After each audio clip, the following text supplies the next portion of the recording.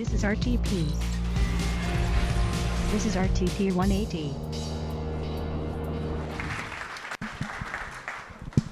I've never been so excited about myself. Thank you for being here tonight. And as you'll notice over the course of this set of presentations, we are all coming at this from different angles. I work for NC State for a group called the Institute for Emerging Issues, and what we try to do is to look around the corner and try to imagine things that are about to bite North Carolina.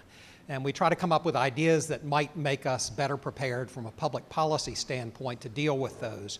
So what I wanted to talk about tonight is a report that we did recently that looks at what would broadly be referred to as robots, but when I say that, I'm also referring to automation and artificial intelligence. And what we tried to look at is, what does that mean for the future of work in North Carolina? So let me start with a chart that shows that this is not a new problem, that automation and artificial intelligence have been coming for a long time. When people talk about the decline in manufacturing over time, they often refer to trade agreements and globalization as the principal causes of that. And in reality, the principal causes of that have been automation and artificial intelligence. And so over the past few years, what you've seen is continued increase in that. Not that manufacturing has gone away, but it's done by dramatically fewer people who in North Carolina are producing more product than they ever have. That's because the machines are doing the bulk of the work. Over the next 20 years, the impact of combination of tech unemployment, tech-related unemployment, and tech offshoring is going to create an effect in North Carolina that's about 5 times the impact that the big recession had a few years ago. So 2.4 million jobs over the next 20 years are likely to be affected by this. What we tried to do as an organization was to bring that down to a real level for people in North Carolina and to compute the likely impacts of automation and artificial intelligence on every county in North Carolina over the next 20 years. So this color-coded map you'll see, the darker the color, the greater the impact. And the impact in terms of job loss in North Carolina is going to range in North Carolina from those lightly shaded counties, which the lowest of which has about 10% of jobs going away over the next 20 years, to the dark blue counties. And those are the places that are likely to have 40% or more jobs lost over the next 20 years. So 10% to 40%, quite a range. That doesn't necessarily mean anything good or bad, because a lot of those people might be able to adjust, right? So our challenge then was to say, okay, based on what we know about those counties, which ones are going to be most able to recover from this dramatic change in jobs? And that led to a different colored map, and some of the nuances lost with this particular projector. But basically, again, the darker the county, the greater the impact, the harder that county is going to have, harder time that county is going to have recovering from the impacts of automation and artificial intelligence. And that, you might notice, is a slightly different map. And what we tried to do there was look at the relative volatility of the jobs in those counties and overlaid that with education levels. What we are sure of is that in general, although not universally, and I'll show that in just a second, the greater level of educational attainment you have, the more likely you are to be able to adapt as these new jobs are created and the old jobs go away.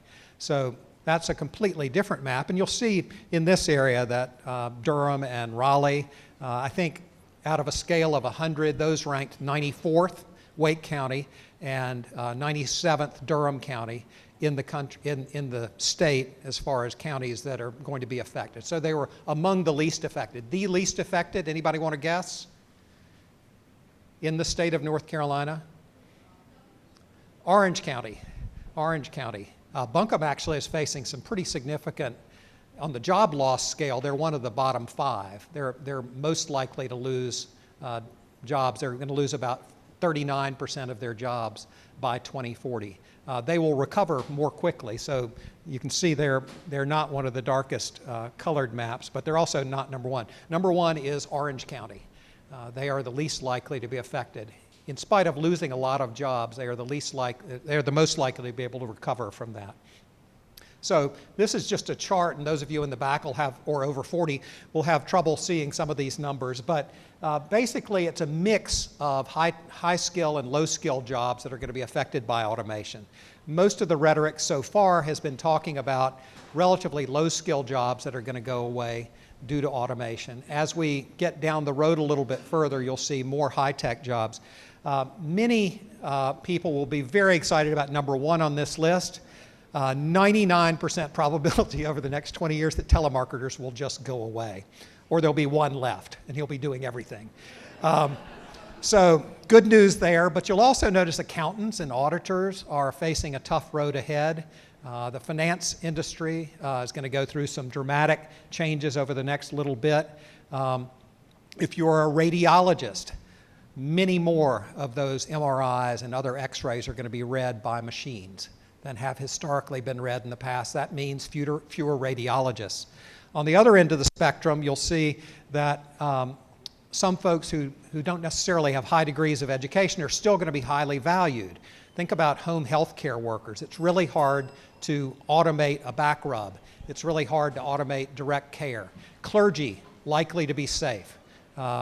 They are the kind of people that machines are going to have a real hard time replacing. But as I mentioned, this does swim upscale over time. Finance departments, bookkeepers, and others are facing real changes in the future. Very quickly, 3 public policy recommendations, and then glad to take some questions.